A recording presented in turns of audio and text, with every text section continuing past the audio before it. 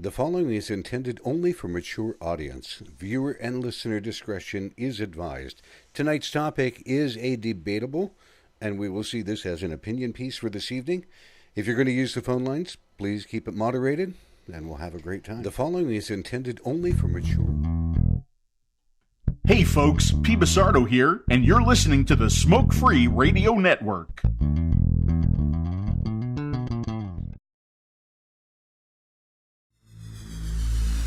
That was interesting.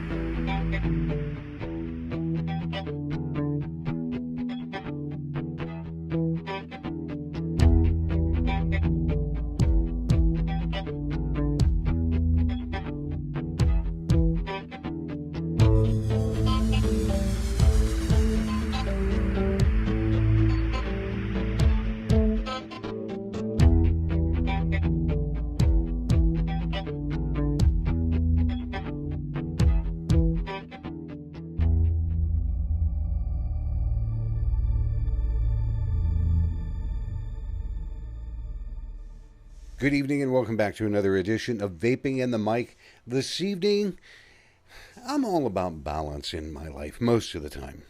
Most of the time. Balance or moderation or a mixture thereof. But this evening, we're going to be talking with a gentleman because last week we looked at one side of PMTA material. And this week we're going to look at another side. So I'm hoping, that we can take a look and maybe get a better, well-rounded understanding of how people are thinking, how they're viewing this. Two things. The phone lines are open this evening. And the phone lines are 215-383-5752. If you want to call in, press 1 when you hear the English British lady's voice. That'll put you on the screen on the laptop that I've got over here on the one side. And the second thing, if you're calling in, just let's be amendable as far as we can for the evening, and hopefully we don't devolve into a whole cow manure pasture running around. But I digress. This evening we've got a guy that is all over the place. He runs his own company, helping people and stores and whatnot get their proverbial stuff together. He is part of different groups, and I'll put it that way. We may get into that. And he has a very different viewpoint about PMTAs, which we're going to talk about. So this evening, if you would, everybody, please welcome Mr. Matthew Salter. Evening, everyone. How are you doing tonight? I'm doing fantastic. I've had a great day. I can't tell you the last time I woke up or hit the evening and say, man, I had a great day. I have good days. Great days? Damn, dude. You gotta be optimistic, man. Like, a lot of people are always, the cup's half empty, the cup's half full. Man, I'm just happy I have a cup. Like, realistically. Yeah, that's no lie. I'm thankful for that, so. That is no lie. We hit a couple of things. Yeah, Kevin Crowley. We said, let there be pie.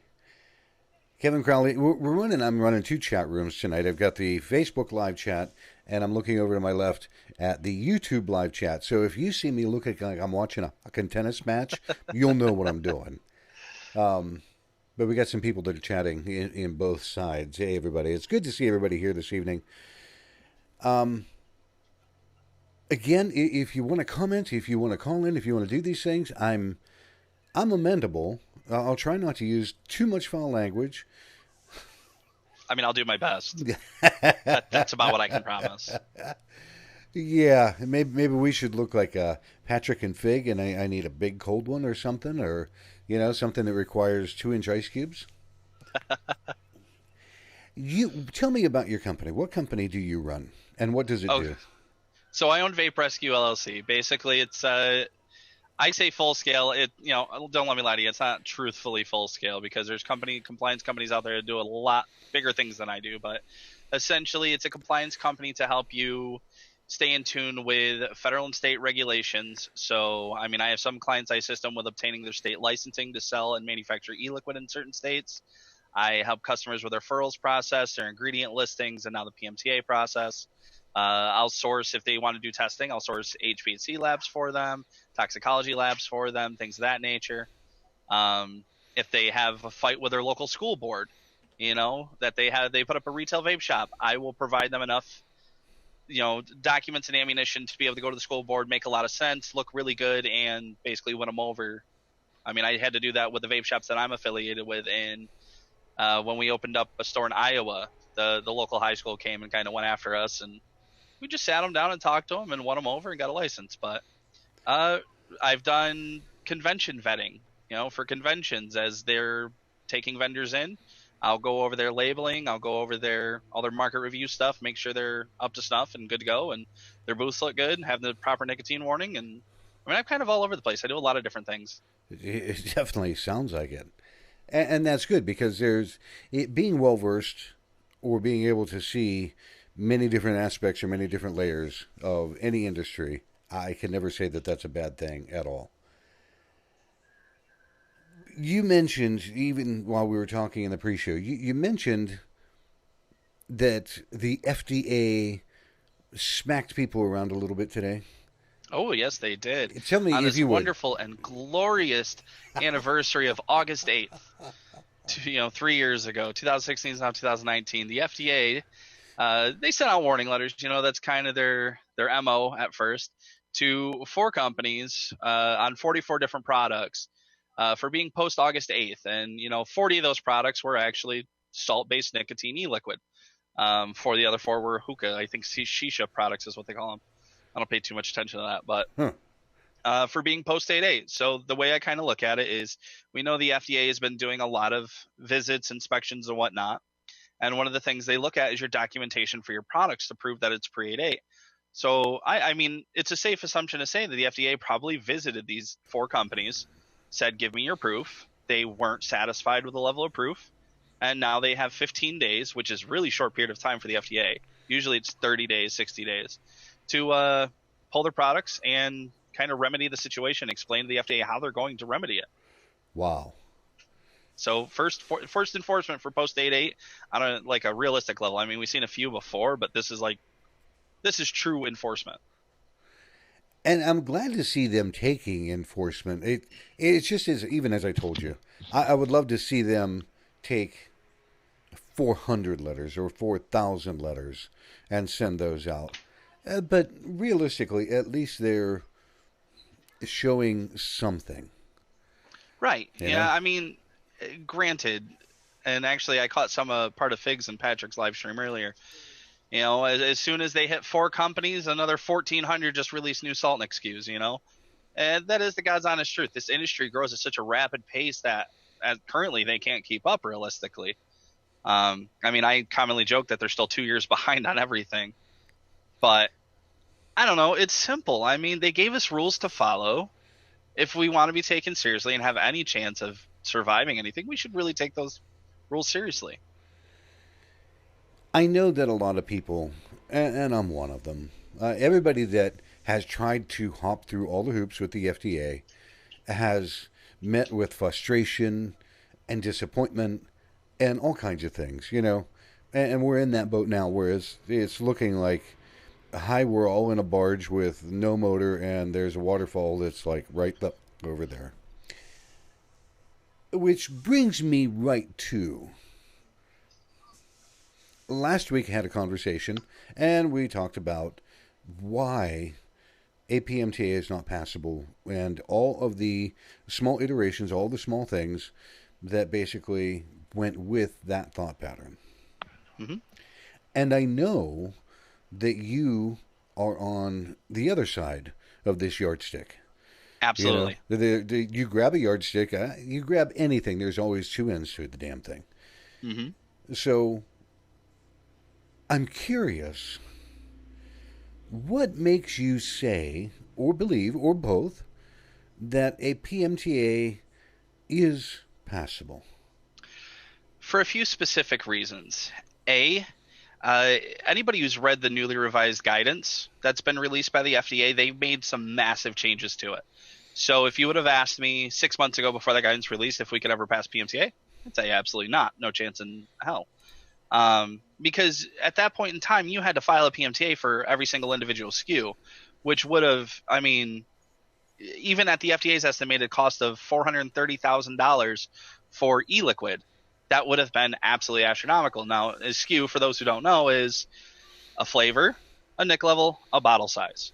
So if you have one flavor in 0, 3, and 6 milligram, that's 3 SKUs. Right. Now, most companies do 60s, 120s, 30s, and not too many 30s anymore, or if you have 0, 3, 6, 12, 24, 45, it gets costly very quickly, and that wasn't the only associated cost. I mean, so what they did in this new guidance is they formulated the ability for you to be able to literally file for every product you have, as long as it has the same characteristics, the same kind of VG, PG, base flavoring, etc.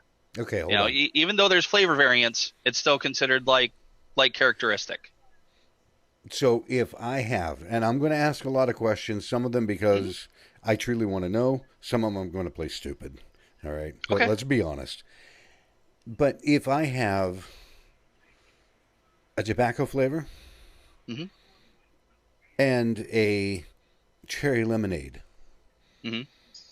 I can actually use a combination or something in that what you're saying, it covers both of these?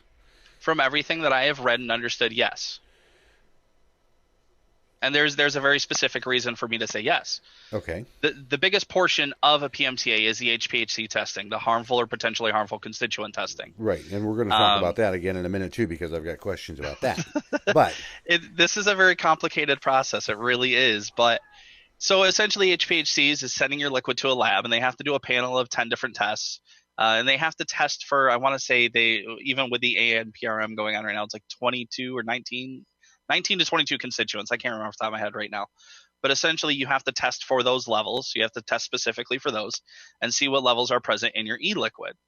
Right. Now, here's the fun part about those. There's really no baseline to kind of compare it to. There isn't like a hard set, okay, if you're at 5% acrolein, then this fails. It just doesn't exist right now. I prefer to use the baseline of a combustible cigarette, because the whole point of a PMTA is to prove that you can provide a public net health benefit. So you're saying, okay, we're going to stop and look and say, here's where combustible cigarettes reside. And when we have testing done, it's going to be like way, way down from that. Actually, funny enough, I just saw a study today out of Beirut, Lebanon. Oddly enough, I got my hands on it. They tested some 50/50 e-liquid with a TFV4, and they actually went through all 6 coil variants for it. And they tested at 50 watts, 75 watts, and 100 watts. So the one that stuck in my head was acrolein. Acrolein at 100 watts in a TFV4 tank tested at 25.3 parts per million. All right, your combustible cigarette has 530 parts per million. So, you know what I'm saying? Like, using that as a baseline. Now, you know what? All truthful, there was one particle, the formaldehyde particle, that tested higher than a combustible cigarette, and that was at 100 watts with the TFV4, and it was the TFV8 coil, so the one that has the 4 on top, 4 on bottom. That tested at 25 parts per million, whereas your combustible cigarette tested at 24 parts per million. Everything else was astronomically different, with the e-cig being lower. Wow. I have heard, now before I even go in a different direction, HPHC. Yep. FDA currently is looking for public input to put another 19 items. Nope. Number 2 or 3 more. Say that one more time. They're not looking to add 19, they're looking to add 3 more. So that's why I said 19 and 22, because it's at 19 currently. They're looking to add 3 to make it 22. Okay. And see, this is why I'm asking, because I want to know what the hell. But and it's stupid shit, like ethylene diglycol. Like, do you have VG and PG in your liquid? Yeah. Now here's an odd question, and I know there are people that are in the chat room that would be able to answer as well. Do all the people that already did their HPHC testing and they've gotten them completed or near completed, are they going to have to turn around and do this all over again with the addition of those 3 items? Not completely. I mean, if they tested for those certain, I mean, let's say just take the list of 22. Let's say they tested for the original 19. The only ones they have to retest for now is the additional 3, and that's if they're even added. Which brings up a much more interesting point, is we know that in order to pass a regulation with the FDA, we have to do the ANPRM, or the Advanced Notice of Proposed Rulemaking. Right. And technically they have to do that before they issue a final deeming rule. So how could they do that? Our deadline is now May 12th, 2020. Right. How can they sit there, do an ANPRM, try to add more stuff to the HPHCs, which is, like, in all honesty, the most integral part of a PMTA? So that rule's not even finalized. So how are we? You're just cutting our time short. Like, it's not very fair. Now here's the thing: if people would have read the PMTA revised guidance that came out a few months ago, it had all 22 constituents in there. Funny enough, and I mean, of course, the PMTA guidance said not binding, for reference use only. Whatever. But yeah, we reserve the right to change our minds at any given time. Kiss my ass. We're the FDA. Exactly. So, I mean, if you would have started then, you would have read the whole PMTA, all 55 sheets of it. You would have known what to test for. But, yeah, you don't have to redo the whole testing. You can just test for what you didn't test for originally. Jerry in the chat room had asked a question. Does anybody have even a rough idea of what an HPHC testing per SKU would be? So there's these labs in this country and other countries who love the fact that we have a gun to our head, proverbially, and they've price gouged. I've seen as high as $30,000 a flavor, which is completely unrealistic. However, you can find labs outside of the country and even some within the country that are much more reasonable. I'll estimate the few quotes I've seen to be around $2,500 to $3,000 for your top NIC level. So you say you do a 24 milligram, you'll start with a 24, and then essentially everything underneath after that is about $200 to $300. And at that point, you test the 24 for all 22 HPHCs, and then you test the ones underneath it mostly for nicotine consistency. And you essentially, if you get any red flags or anything, obviously you address them. But right, that's a much more realistic number than $30,000 flavor. Yeah. That's kind of like a night and day difference. And let's move on to another classically, I don't even know how to describe it. Hi, we're the FDA, and we're telling you that you now have to prove that no child is going to use your product.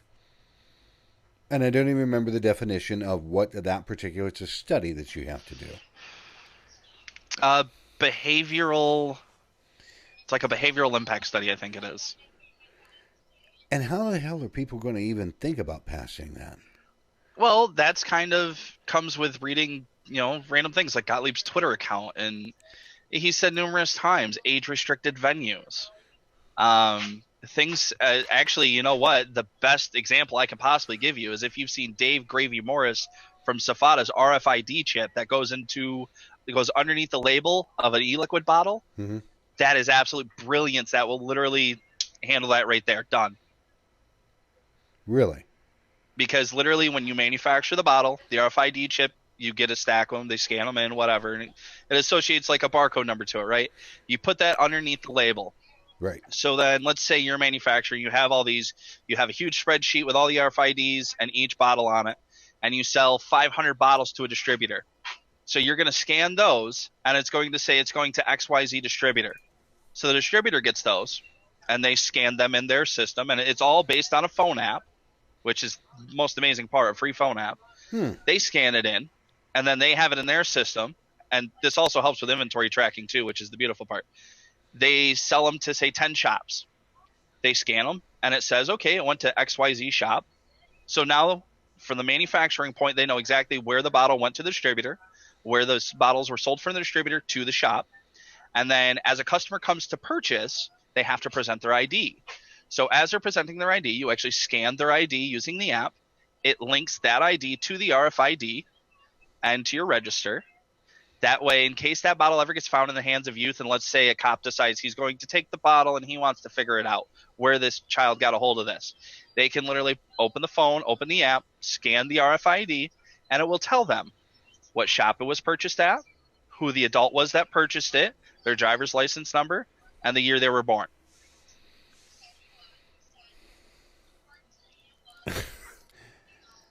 I know it sounds rather invasive when you explain it, but Hi, I want a microscope up my ass. Yes, I get by it, God, I but can tell you that, okay, it's no different than if you look at a package of ground beef in the store, they have to be able to track that ground beef all the way back to whatever the hell herd it came from, mhm. in case there are any problems, mad cow and other stuff. So I can kind of get that. And I can kind of understand where they would be coming from, saying we know who bought it, which means this might have been a straw purchase if it wound up in the hands of this minor. Right. So I can kind of understand part of that. It's just, my God. I mean, the way I look at it is it's no more invasive than Google and your phone listening into your conversations. And when you literally think about, I want to buy a 3-stage hamper system for my laundry room, and 30 seconds later it's in your news feed, Mm-hmm. like, I mean, that's really invasive to me. So, I mean, yeah, it's not going to stop every straw man purchase, but it gives you, it's that one more step process to, just like the reason we do batch codes for recalls. It's just that one more step of the process that can help us arm ourselves against the FDA. And real quick, Patrick actually asked a question in the Facebook chat. He said, how many sets of tests have to be conducted? You have Right. to do these tests more than once. Yes. Each panel has to be done 10 times. But you're only paying once, yes? Yes, you're only paying once. They just have to God, test the you liquid 10 scared the times. shit out of me. Has to be Yeah, done no. 10 times. Holy fuck, really? Hi, I'm broke until I'm 94. He goes, we can't even get shops to do POS ID verification. It's simple. And you know what? I'm Mr. Unpopular Opinion. I absolutely love it. I'll preface this with that. I believe in either a federal or state licensing system for every single vape shop. And I also believe in regulations forcing vape shops to scan IDs prior to purchase. It's the simple things, Okay, realistically. I mean, I'm going to play devil's advocate okay. for who knows how many times. Are we going to see, do you think, are we going to see the same thing happen for cigarettes? Hi, Johnny's got a pack of cigarettes. Where the fuck did they come from? In all honesty, no. The MSA protects a lot of that. And we all know that. That's part of my overall issue. You classify us, not you, the FDA classifies us as a tobacco product. Yep. And then they make us go all the way out into left field or right field or wherever the fuck we're going. And then there's no similarity happening to actual tobacco products. Right. It's the same thing with take like the Nick Attack gum that like even my local convenience store has on the impulse buy counter where anybody of any age can grab a pack of it and steal it and eat it. And the FDA's literal response to it was there's no reason to believe there's an abuse potential for nicotine gum or patches or anything like that. Yeah, double standards exist in the world. Unfortunately, we get the shit under the stick.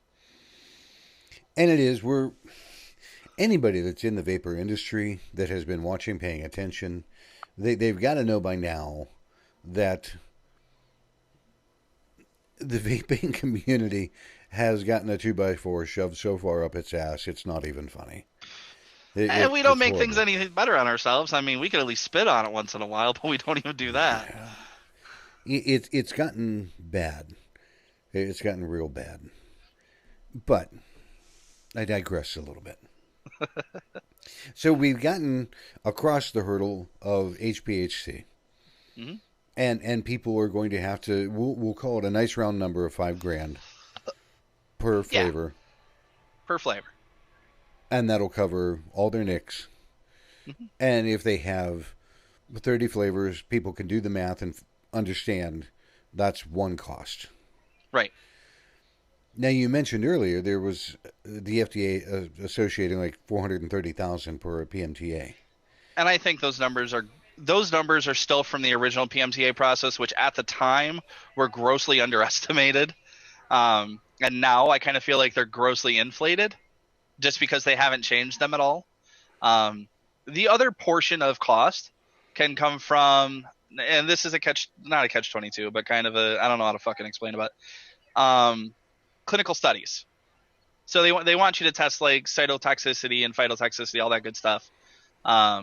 Which I'll be honest, I don't fully understand 100%. I'm not a scientist. I'm reading about it so I can learn it. But Then they also say, and this is the other big cost saving measure, is that you don't actually have to do clinical studies on your own products. If you can find outside studies, and it doesn't have to be just US based, it can be any country based outside the US, and you can draw or bridge the correlation to your products. And that's the other huge thing, is bridging, essentially correlating studies to your products to prove your point.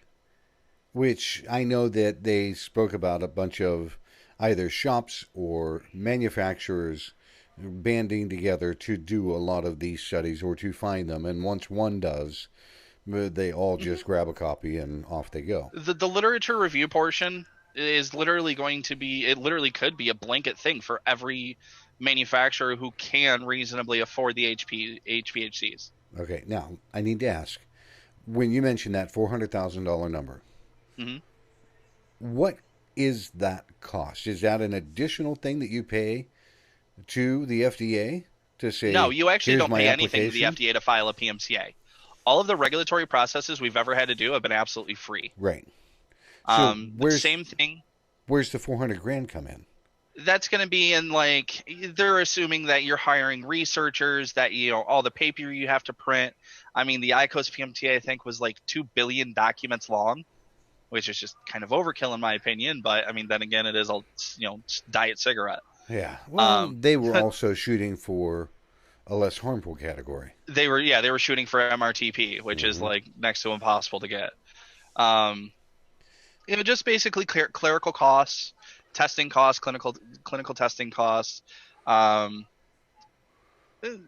I said beforehand, that was grossly underestimated. Now, and you know what? Don't quote me on this, but my personal opinion is you can get a PMTA done for under $100,000. Really? Yeah. If you're willing to put in the work. You know, the other important thing is you have to have a meeting with the FDA to kind of explain how you're going to approach the PMTA, which is the biggest thing. The biggest reason of all, I think anybody can pass the PMTA as long as they have just that enough capital. Nobody's ever done this before. Right. Nobody has ever filed a successful PMTA for ENDS or e-liquid. And yes, we've seen 400 companies try. 400 PMTAs have been filed on ENDS. Not a single one of them has passed through, mostly because none of them wanted to meet with the FDA or knew that they had to meet with the FDA. You know, I'm sure that some guy literally copied 1 million pages, FU FDA, and said, here's my PMTA. You know, they didn't give it the old college try, as I like to put it.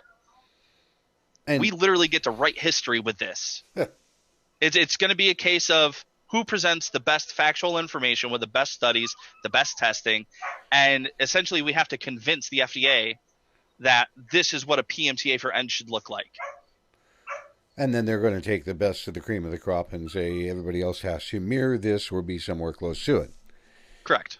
I can kind of live with that. There is a question in the chat that is directly aimed for you, if you want to take a look at it.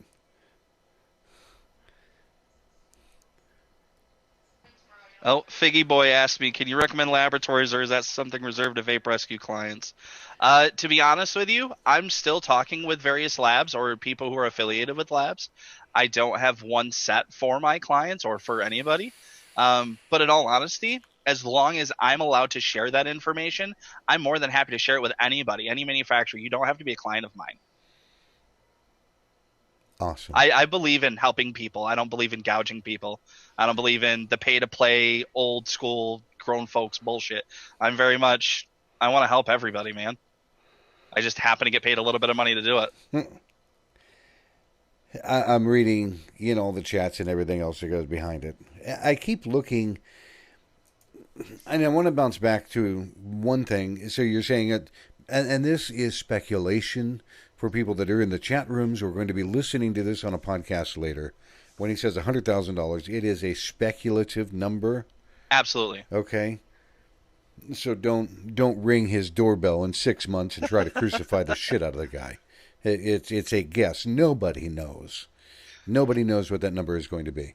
But is that, and I'll jump back to the 400,000. Is that per SKU, or is this an encompassing?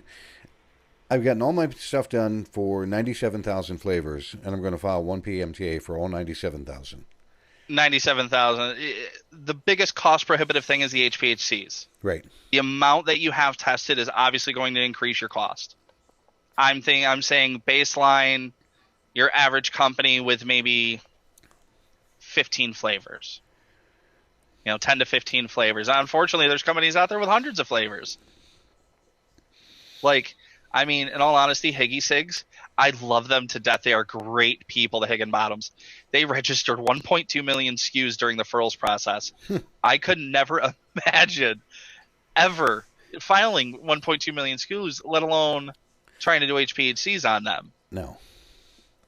Kudos to them. They worked very hard and for everything they did. I look up to them for that number. That was one hell of an Excel spreadsheet they uploaded, or you several. ain't kidding. Well, that's the thing, because the Furls Excel spreadsheet only accepted 250,000 at a time. Yeah, so that was 4 to 5 spreadsheets. It's geez. just unreal. Folks, we're going to stop and take a break real quick for a sponsor slot. This evening, we're talking with Matthew Salter, and we're going to come back, and I've got some other questions that we're going to try and look into, as well as taking some questions out of chat rooms. And again, if you want to call in, if you've got a question, you want to call in, you want to bitch, 215. Please. Yeah, 215-383-5752. Be glad to put you on the air. We'll be right back.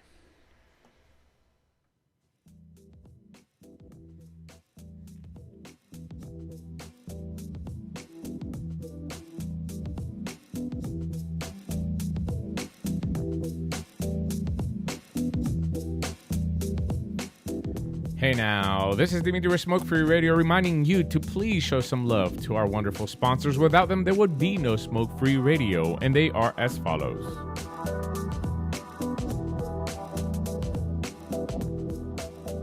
All the way from Florida, Moon Mountain Vapor, with locations in Florida, and their liquid available for wholesale and retail, moonmountainvapor.com.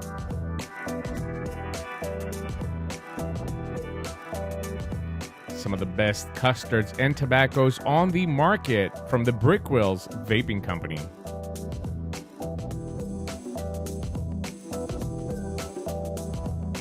The lovely Shell with a vapor bar, locations in Texas, Virginia, and West Virginia. And of course online at thevaporbar.com.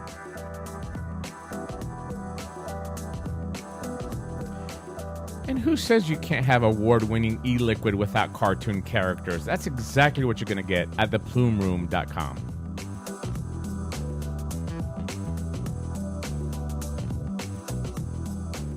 And finally, of course, the Vaping Advocate magazine that has generously provided the telephone lines for you to communicate with us. Thank you for your support.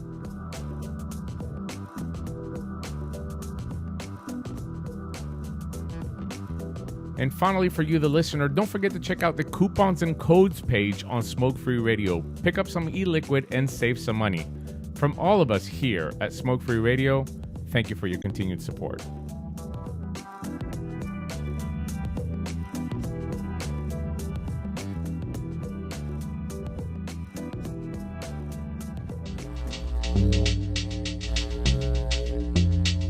Hey folks, P. Basardo here, and you're listening to Vaping and the Mic with Mike Peterson.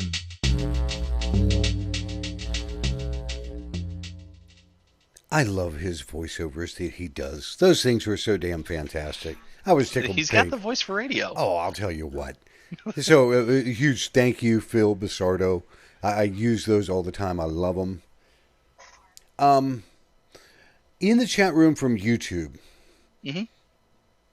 Guy by the name of Raven Shadow Vapes. Do you think the FDA has already picked which PMTAs will get passed? No, it's because nobody's filed a PMTA yet, realistically. I mean, there's only 2 companies that have ever passed one, and that's IQOS and Swedish Snus. No, they won't be able to do that. I mean, we have till May 12th, and then we have a year review period for the FDA to go through and review everything for us to stay on the market. So, all honesty, we won't start seeing we'll see some immediate denials of people who didn't do the proper steps or didn't include what they needed to. But we realistically won't see the first acceptance until 2021, middle of 2021. And let's be honest, the FDA is, like I said, is 2 years behind. There's no way in hell. Okay, speculation point again. Something's going to happen before the end of year or before May 12th that completely changes the landscape in terms of PMTAs. Yeah. They can't. They don't have the manpower. They don't have the ability to hire enough manpower to go through all of these. They're still working on furl submissions, for Christ's sake. I have clients getting calls on their furl registration saying, "Hey, we just got this done." Oh, so you haven't even made it to ingredient submissions yet, and PMTAs are about due? And it is the one thing that the FDA, we all know, they can't keep up. They're not going to be able to keep up. No. It's ironic that they are doing everything that they're doing right in the middle of everything. To me, when this whole thing went to court and the judge goes, "Screw you," and the FDA says, "Well, we need at least 10 months," they knew what they were doing. Mm-hmm. And they went, "Oh, look, there's a scapegoat over there." And they hung this whole thing on the judge. Well, the judge made us do it, not what they said. I have so many different thoughts and opinions, and because and I take the opposite opinion of that, because I think they took that 10 months because they have a trick up their sleeve. They have something they're about to play, and like I said, we won't know that until the end of the year or maybe beginning part of next year. Okay. I mean, you got to understand the implications of what that judge did opens the FDA up for all the drug companies to come after them if they've ever misstepped once. And you couple that with the PLF lawsuit of the deeming rule being unconstitutionally signed. Yeah. Like, the FDA, I'll say it, I felt bad for them. They were literally had their gun against the wall. Like,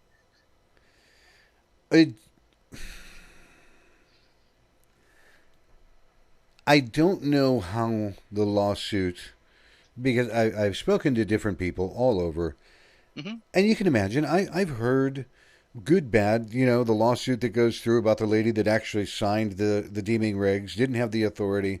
Okay, that all gets thrown out. They start right back up, and within a very short period of time, they have the same thing set up. So it's not like it's a golden bullet. Right. Because they're going to come back with the exact same thing in the exact same fashion. I don't even think they have to go through any more ANPRM. They would. They would have to? Yes, because then it would, at that point, it would essentially, to my understanding from having Thomas Berry on the show, the lead litigator on the case, they would have to reset back to August 8, 2016, re-implement the rule, and re-implement deadlines, hopefully with a much more realistic approach to it. And that might be a different way to go about things. It might provide some minor measure of relief, mm-hmm. And I've listened. I've listened to Dimitri, and Dimitri has said there are going to be some companies that will pass the PMTA. Yes. Period. It's mm-hmm. going to happen. And there's going to be some companies that have to be forced to close their doors. Let's be realistic about that. No, absolutely. Your small mom and pops, unfortunately, let's look at most of them aren't going to make it. I'm a small liquid manufacturer. Mm-hmm. And I am debating, can I, out of my own pocket or with the company funding, can I do all the flavors that I have? Or do I want to pare back? And I'm up against the wall now to get the HPHCs done and started and all of that.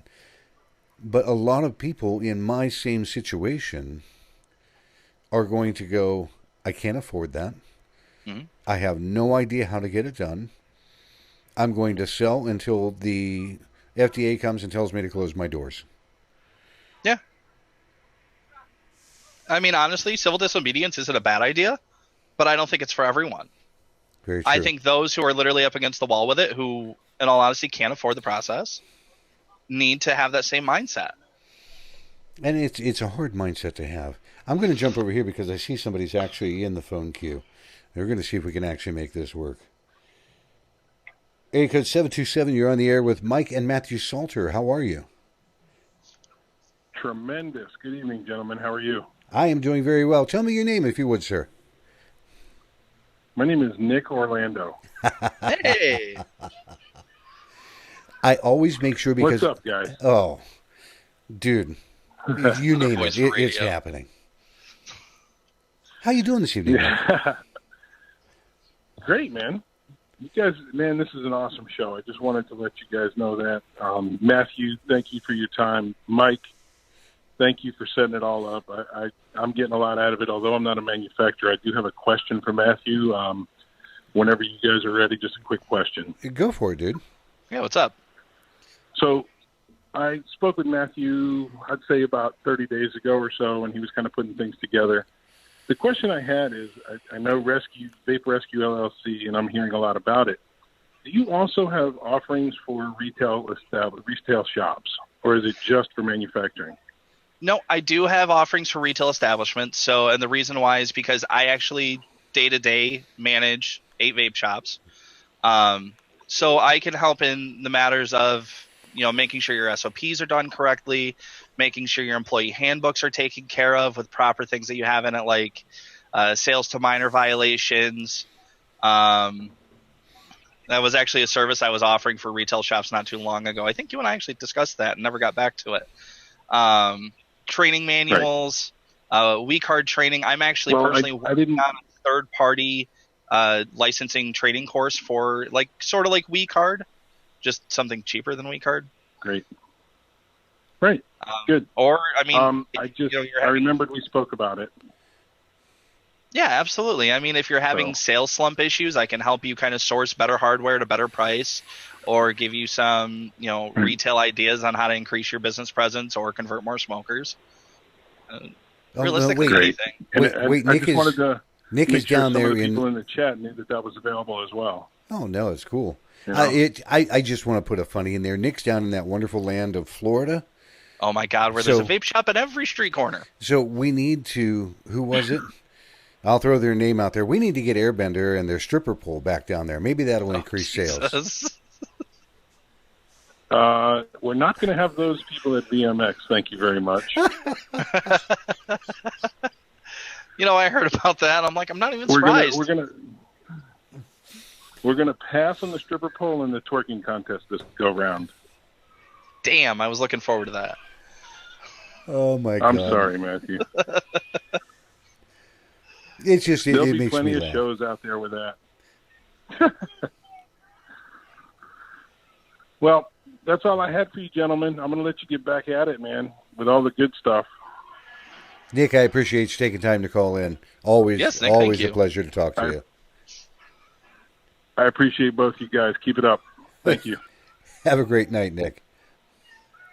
You too. Bye-bye. Always a guy that is awesome to hear from. Absolutely, and he works so hard for his state. They do such a wonderful job in Florida. I mean, I visit Florida once a year for vacation in Pensacola, and it's so nice being able to go there on vacation and know that they're taking care of the state. He does so much. And when he came up, he actually took the time to come up to the conference for OHVTA. So I had a chance to actually meet him there. And some of the things that he shared in the conference for Ohio Vapor Trade Association was just outstanding. Just amazing kind of material. And you're right, he works his ass off. And there's... I apologize, I'm reading through the chat. Big ass, he goes, but will Airbender be on the cruise? And I'm like, oh my God. Wait, is there a vape cruise now? Is that a thing? I don't believe it's an honest to God actual thing, because somebody brought up what the cost would be to actually rent all of the cabins, because you would have to rent the entire ship in order to do a cruise like that. But it's, figure, you serious?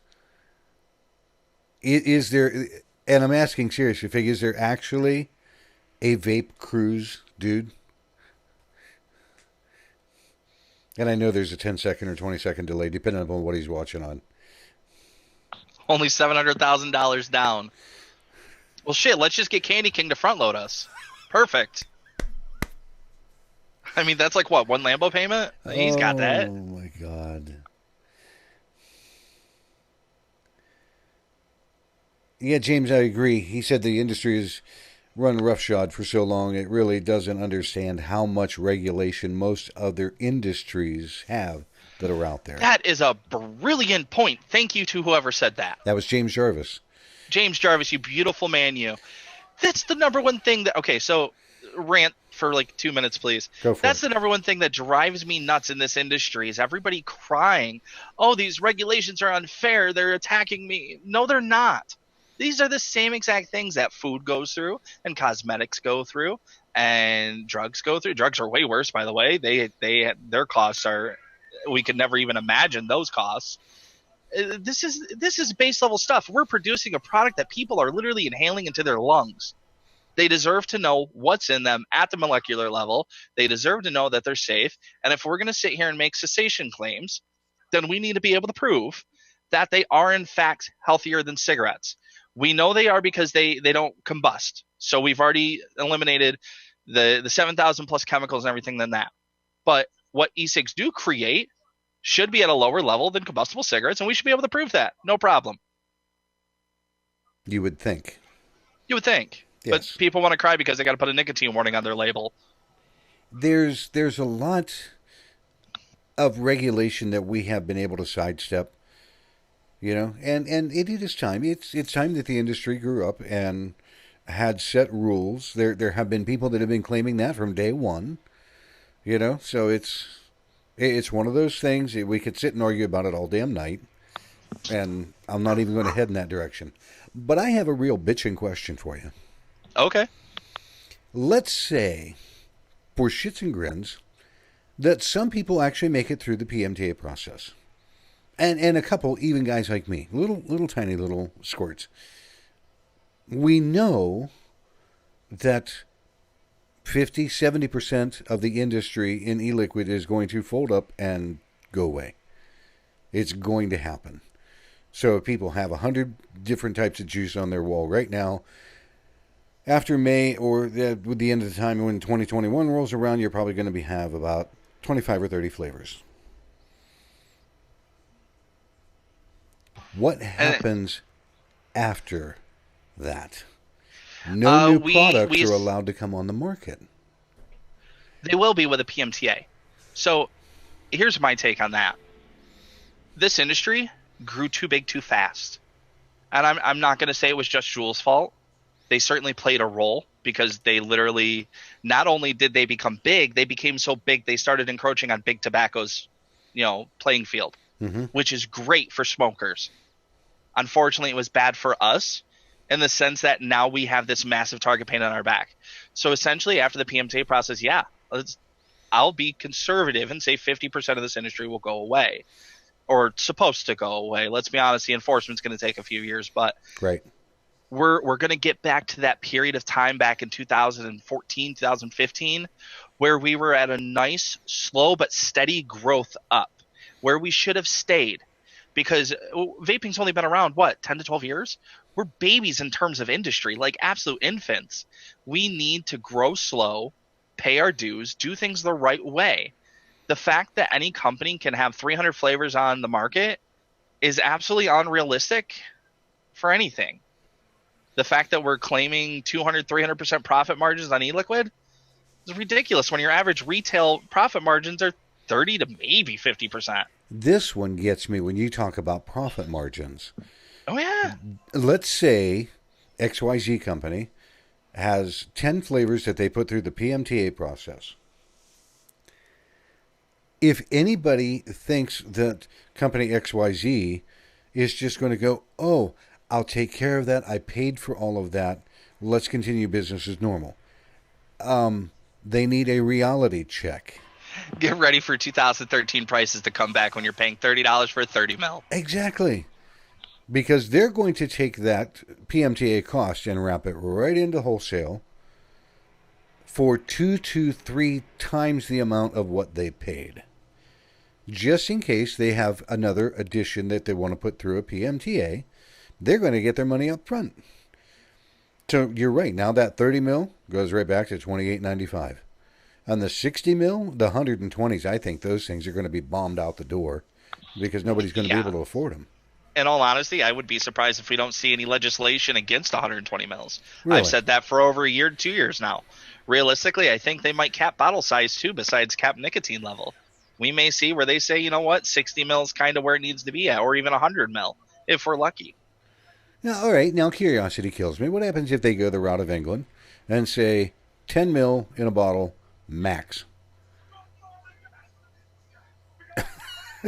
We do 10 mils in a bottle max. And then we sell a package of 4 or something like that. But then again, that you'd have to have the deeming rule scrapped because, how many companies register 10 mils or even 15 mils? The guy in YouTube is asking, so far a lot of talk about PMTA towards e-liquid, but I've not heard of the hardware manufacturer's side. So I have actually been working diligently on this because I do have 2 hardware clients. And I will pull my PMTA guidelines for hardware checklist right up, and we'll touch on that real fast. I'm curious to see how bad that's going to be. Actually, it's cheaper and easier than e-liquid. So the FDA estimates about $117,000 to get a piece of hardware to pass through. I will say this: things with built-in batteries are going to be able to be a lot easier to get passed through than external batteries. So the PMTA for hardware main focus is battery safety. So if you couple it with a tank, say like a pod device, you have to list the apparatus features, which is like the tank. You have to list the materials and the functionality of the materials, the capabilities to monitor the product performance, temp control, voltage sensing, battery life detection. You have to talk about the heating source, and you even have to do a little testing on the coils and everything. You have to provide your UL and CE certifications, what the testing protocol was for it, what the data results was for it, built-in safety features, reverse polarity protection, short circuit protection, overcharge discharge protection, power management techniques if your mod uses pulse width modulation. Let's see here. Oh, you got to talk about the type of battery. Is it a LiPo battery? Okay, well, what chemicals are in that LiPo battery? Where did you source that from? Where did you source the button from, the board from? If you have, software within your regulated device, they want a copy of the software and a breakdown of how to use the software and how the software was built, which sounds like a lot, but these are things that most, funny enough, Chinese manufacturers already do all of this. They come with instruction manuals. They have source records. They have batch records. They have all of their testing on the products, leachable testing, everything already done. Now, and I would hope that some hardware people, and there are some larger ones that I know will be able to go, okay, here's all of our material. But it has been said many different times, many different ways. I feel like a Christmas song. How are we going to get, or how will the industry take their bottle of liquid and marry it across 40,000 devices? Well, so I believe that's called, what is it, like Costera testing, or I always bunk that word, but you essentially don't have to. So the PMTA says that you have to pick a device and an app, like aerosolizing apparatus to use for your testing. You have to remain consistent with it across your testing. So like that HVAC testing I was talking about earlier from Beirut, Lebanon, they tested using a TFV4 tank, and they actually went through all of the coil variants and tested it at 50 watts, 75 watts, and 100 watts. They did particle density, so exactly how much vape you're getting into your lungs. They did the HPHC testing on all of it. There's tons and tons of puff topography testing to sift through from everybody. I mean, you can find ICOSs, you can find Joules, all their puff topography testing. You just have to be able to know how to look for it and actually go look for it. Is that something that other companies can use? Yeah. All you got to do is bridge it to your products. That's what I was looking at. Like similar characteristics is a huge thing. The bridging process is huge. Hi, John. So, yeah, I mean, bridging is huge because all you got to do is be able to, and I don't want to say scientifically, but damn near scientifically correlate it to your product, as long as it has similar characteristics. See, and this is where my brain starts to go sideways. I'm a simple guy. I like meat and potatoes. Plain. A little bit of butter, a little bit of whatever. But then now we have 18,000 variances that we're going to have to look at, or a hardware company is going to have to look at, or someone, somewhere along the line is going to have to start doing some of that. And it does. It makes me wonder how much hardware is going to be there. And as we saw today, that the FDA turned around and they said, We're sending out letters for these 4 companies and all of their salt lines that they had. Their post 8.8. Are they going to run back to post 8.8 hardware also? So here's the real odd part about that, and this has been going on for a while. So it started with a furls registration process. I know of a couple American companies who have their products made in China. They wanted to be on the up and up, and they tried to register their hardware products, mostly tanks, with the FDA. But because the manufacturing point was China, the FDA literally called them on the telephone, and this happened more than 5 times to my clients. They said, since it's not manufactured in the U.S., you don't need to do this. You don't need to do the furls. But yet we've seen them send warning letters to post 8.8 China companies. I mean, they sent them to the importers, right? Now, I mean, there certainly are China companies that are going to be filing PMTAs. I know Wismec, Inokin, Joytech, Smock, I think, might even do 1 or 2. They're actually going to do this because they want to be on the market. They're going to pick, top 5 to 10 devices. And we all know they have more money than God ourselves. So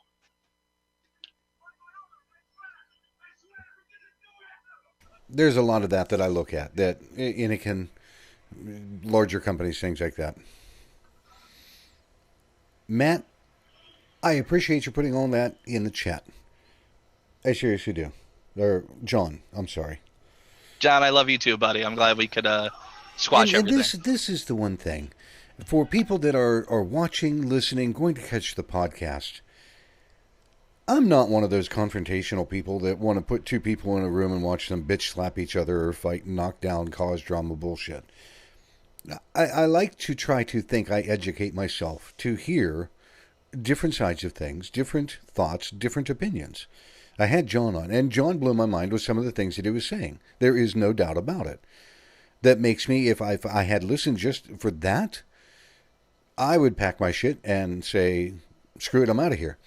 So I want to be able to offer people, here is the other end of the yardstick, and I'm not saying either or is right or wrong, folks. We're all adults, and we're all going to make up our own mind at the end of the day. Absolutely. And I'll preface everything I say with 100%, no matter how hard we work, no matter how much money we throw at this, they could all fail. I tell my clients that before every PMTA meeting we have. It doesn't matter how hard I work. It doesn't matter if you hire regulatory attorneys. It doesn't matter if you hire goddamn Al Sharpton and you're spending $3 billion. It could still fail. He said in this last paragraph of what he typed, because I don't have time for the petty stuff. Kudos. It's the 11th hour. My enemy is bad legislation. Blinders to the bullshit. I don't think that there is a single person listening, watching, or otherwise that 100% agrees the legislation being thrown at us is fucking horrendous. And it would kill. And we all have to stand up and fight. Ohio? Here in Ohio, you've got Colorado and somebody else right now. California is facing, all this new stuff. Somebody out there wants to put another 30% tax on. Somebody else, some other state wants to flavor ban it. The legislation that they are pushing against us is horrible. Downright horrible. I like talking with people. It's one of those things. John's absolutely correct. Bad legislation is our enemy. I mean, realistically, even if we kind of got knocked around a bit, but we still had till 2022 for our products, it wouldn't be as bad. But now that we only have literally less than 9 months, that's really dark and gloomy. I agree. And we need to be kind of civilly disobedient. We need to be taking meetings with our legislators. We're putting together a rally in D.C. for this very reason.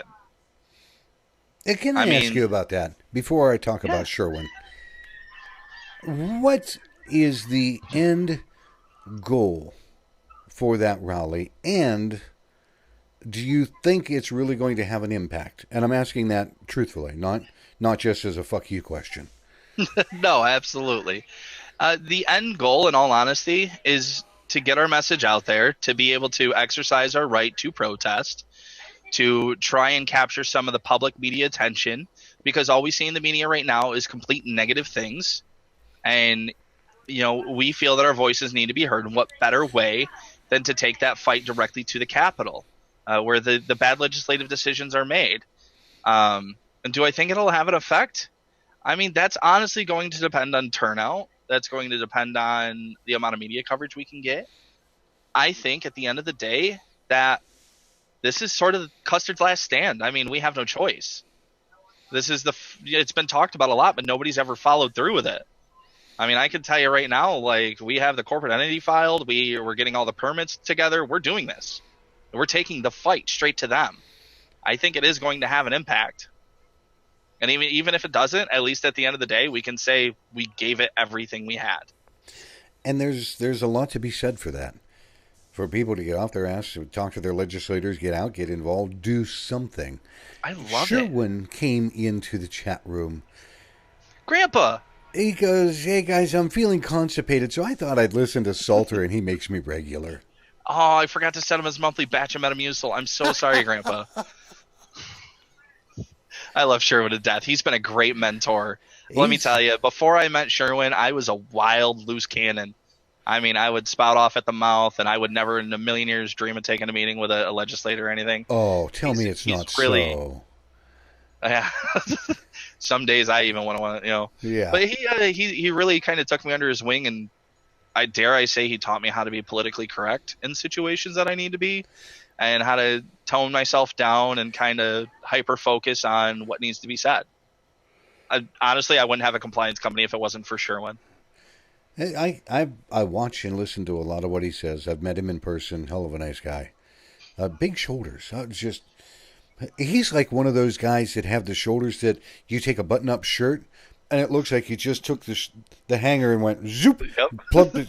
He's a kung fu master. I mean, the dude's built. I know. He's like, damn. He does complete splits and dick punches, and I mean, the guy's amazing. And let me tell you something. If you ever get a chance to have some of his cocktails, he actually specializes in pre-Civil War era cocktails. They are amazing. He sent me a recipe. I believe it was for easy to make margaritas one time. And fucking awesome. I'm going to go back because there is one question before we finish out for the evening, because an hour goes by like right now. From YouTube. To the 510 mod can fit any tank. How does that get passed? Well, I mean, just like the hardware guidelines I gave you guys. I mean, it's got to meet battery safety standards. Again, nothing's ever passed successfully, so you literally have to write the rule book on how to do it. You know, you got to have a safe product that's not going to blow up in people's faces, that's fairly user-friendly. That's not going to overheat or over discharge the battery or fry the coil and catch it on fire, releasing harmful formaldehyde. And you just got to make sure your things are properly in order and they work correctly, realistically. I mean, that's with any battery or any mod or any tank. I mean, it's all the same. It needs to be safe. So far, everything I've researched and seen, our products are pretty damn good. I'm more and more surprised every day by the studies I read on these mods that we use, even down to the homegrown company mods that some guy's making in his garage. Like, okay, but here's the thing. You may have answered this before and my brain is mush, but what about post 8.8 product? Is the FDA going to try to hold hardware to that same thing? Or will they allow what's on the market to try to pass the current PMTA? If they don't do something with a grandfather date, or if they don't explicitly state, I mean, technically speaking, anything can be on the market as long as they file a PMTA for it. So, I mean, technically you could release a piece of hardware today as long as you file the PMTA for it and got a PMTA to pass, you can market it. I think we're going to see stateside manufacturers hit for post 8.8. China, I think, with the tariffs and the potential for user fees that Trump kind of talked about a while ago, I think as long as they're getting some money from it, they're not going to bitch and complain too much. And as long as, Chinese companies at least attempt to comply with the FDA's wants. Right. Fantastic. I mean, if that was the case, they should just wipe out the industry now. Everything on the shelves in every retail location is post 8.8. And let's face it, that is the fear of every single shop owner that does not belong to any advocacy group. Some of these guys, well, I'm just now hearing about this. Well, you had your ass buried under God knows what for how long. You should have known. You're in business. Even my wife turned around and she said, I can't believe some of these shops are saying this. She goes, they opened a shop. It's their responsibility to do due diligence and keep up with what's happening in the industry. So if they don't know, she went off on a tangent. Oh my God. Yeah. But it's amazing. I've literally walked into shops that are like, what's the deeming rules? They're still handwriting their flavor on their bottle on a white label with a permanent marker and checking a nick off. And I'm just sitting there going, are you serious right now? Yeah. Somebody told me they went into a tobacco mixed shop of tobacco and roll your own stuff and some vape stuff and I don't know what all. And they saw a shelf of mix your own flavors in what looks like the pumps that you get. There's whole stores that have literally massive 50 by 50 walls that are just those food grade. Like if you went to like a restaurant, like a nice barbecue joint, and they got the huge ketchup squeeze things, the mustard, and they literally have their flavor concentrates in there, and it's pick 5 flavors for $14.99. Squirt, squirt, squirt, squirt, and call it what you want. Do you want nicotine? And they'll have a little automatic nicotine pumper where you literally just push a button. It dispenses a pre-set amount of nicotine. You set it 3 milligrams, 6 milligrams, whatever. And shake and vape. That's it. It's insane. Absolutely, it's insane. From YouTube, the one Daytime Frank asked, he goes, will any open system device be able to get through PMTA? Everybody in the world will tell you no. I'm telling you yes. And that's where the difference of this yardstick is. Yes. They've got these people here and Matthew's on the other end. If you read the PMTA guidance and you can comprehend even 5% of it, you can tell that there is a shot for open source systems to pass. As a matter of fact, closed source might have a harder time now thanks to Juul. So, folks, if you have some questions, hit Matthew up, talk to him, ask him. He'll shoot you an answer. He's not going to run and hide and not ever come back out. I'm one of the most public people, and even if I wanted to hide, I couldn't. My brothers I'm affiliated with would never let me hide it for a thing. I was going to say, the people that you are affiliated with would hang you out to dry. Oh, they would drive to my house and literally do just that. We've got a camcorder. We're knocking on his door right now. There we go. Where's Matthew? James, I would agree, and I'm going to wrap this up real quick. James Jarvis says, can you imagine the PR nightmare the government is going to have on their hands if they kill all 20,000 shops at once? Is somebody somewhere is going to say, hi, you just condemned all those people back to death if they smoke. And there is one thing protecting us from that, and one of the principal tenets of the FDA is to not make any regulation that will directly create a black market. And that's the one major thing we have in our favor. That is something, everybody, if you want to say black market, all you have to do is say bathtub juice, and anybody that's been around for a while is going to know exactly what's going to happen. Anyhow, Matthew, thank you seriously for taking time this evening to be on the show. I love coming on the show, man. We have great articulated conversations. I looked, and I was talking with Matthew before, and I'm like, it's only been just a little bit of time since he was on the last time, and it was all the way back, damn it, in November of last year. I'm like, oh my God, been too long. All right, if people want to get in touch with you, can they do so? You can message Vape Rescue directly. You Facebook search Vape Rescue, or you just message me personally, Matthew Salter. My Facebook's public and open for everybody to message.